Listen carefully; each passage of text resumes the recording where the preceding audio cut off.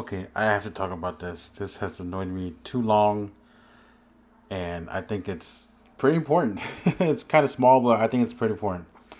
This is my R5C here. This is my the Black Mamba cage from Small Rig, and I think the Black Mamba cage, like they have this universal HDMI slash USB clamp, and these little knobs here.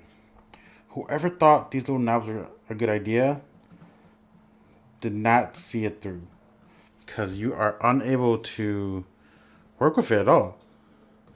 I'm trying to tighten it, but I can't. I can't grab like one side to turn it enough because this knob here it's too big. You know, over here I have a little more space, maybe, but it still sucks.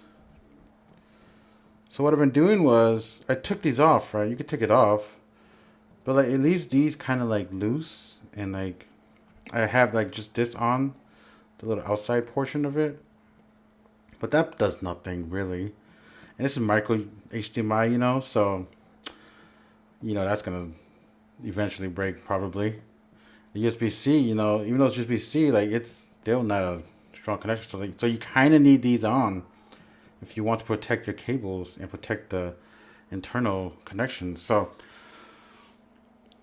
um, Small Rig, if you guys design a different type of screw, Black Mamba, then please do it because I hate this.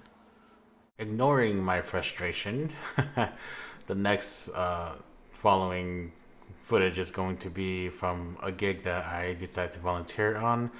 They were going to borrow my sound gear, and someone was supposed to run sound, but then he couldn't. And so I was like, "Oh, you need me to run sound for a certain day?" They're like, "Sure." And then I was like, "Oh wait, he can't do it the rest of the days." So I just kind of said, "I'll just do it to make life easier on you guys." It's only like a crew of like four of us, anyways.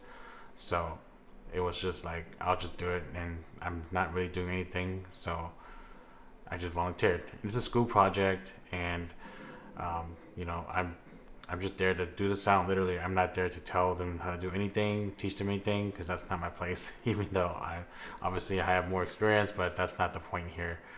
They're here to do it and learn themselves, and that's what I want to happen as well. The first day it started to rain and we had to kind of delay things and change the schedule up. So the second day we came back and we did all the exterior stuff that we were supposed to do in the first day. And this day I also discovered that my deity Theos transmitter was messed up, and here I am showing it to you guys here. But anyways, second day weather was good. It was still a little chilly. We did this in March, and um, it's not super warm. During the day it's warm, but during the night it gets cold, obviously. But it wasn't a long shoot. Like each day they just wanted to shoot for like 4 hours or so. So it wasn't like we're gonna be there all night. Even though like efficiency wise, I think that's better. But it's probably their schedules. This one, I'm just helping my buddy Ramar with his project because he came and helped do BTS for the food truck thing. I don't have much clips here. I only have two. We have one kind of it's not an interview, but they're kind of creating a sketch here. And it's supposed to be for the client that he's been nominated for like some special award. But yeah, there's not much to talk about here. So I got a rental system setup website essentially. This seems overkill for my area, but the reasoning is I was using Google Sheets for the list I would send to the people who kind of want to see what I have and what the prices are. And it works fine, right? But only if you're like a nerd like me and like all the tech stuff, the tech names and what it does, the gear names, then it could work fine.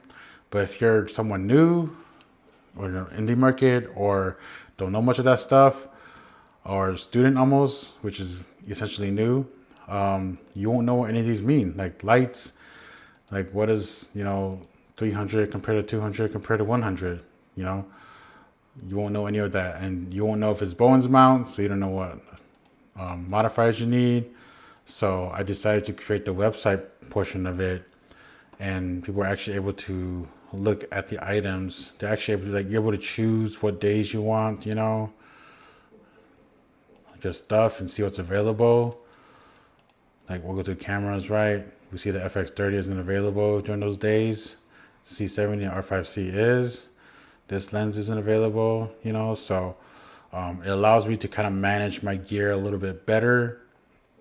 And it's a good thing. Like I really needed this because there's been a few projects that's been overlapping a lot, and then they're all student projects, and they know each other. So I've just said that you just give to them after you're done, you know, because they needed whatever it was, and which was good. But then I've noticed like that's been kind of like we've been losing stuff or stuff is missing, you know. For example, the barn doors for my Fresnels, those are missing. I still need to look at these to make sure everything's in there still. And one thing, my gimbal, the Arca Swiss plate that you actually put on the camera for this plate, that's gone. It was a small rig one too. So when she brought it over, I said, "Where's this plate?" And she's like, "Huh?" So I don't know how they've been attaching this onto the gimbal itself. They probably used a plate that kind of has the same size. I have no idea. But stuff like that, you know, like I need to bring them back quicker because because I know them, so like I trust them. So I've just been saying like just hold on to it for the whole production because I don't need it yet. If I do need it, I'll come grab it from you or whatever. So that's what I've been doing, which you'll probably be like, that's stupid, right? But like I said, I know them, I trust them. So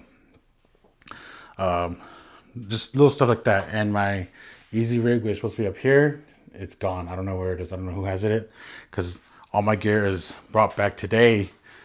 And I was messaging everyone. I was like, hey, where's this? Where's this? Where's this? So I need to keep track of it. And this software, or website rather, would actually help me do that as well. And I can charge them. And I can give coupons to the students because students get discount, right? So I could like create a coupon like, hey, you'll get this much off, you know? But yeah, I think I'm going to start on one page for the Ultra Bronze. I think I'm going to start like having them send it back after they're done with production, just because I want to make sure it, you know, there's stuff for the next person who's renting it as well. I don't want things to be missing. They're like, oh, this light is gone. If the light's gone, it's a big deal. So yeah, otherwise Google Sheets will be fine. You know, just look at it real quick. I am yet to put audio stuff here just because I have a bunch of audio stuff and people don't really rent audio stuff anyways. Another reason why I did this is more for my purposes. So I know what's gone and I know who has it. For example, right here, I already have like 6 orders set up, just so I know who's going to have what, who's going to grab what, you know, and I can just click whatever over here, you know. So yeah, that is the idea. And if you're around town, you need rental stuff, just let me know and I can provide you some discounted budget gear.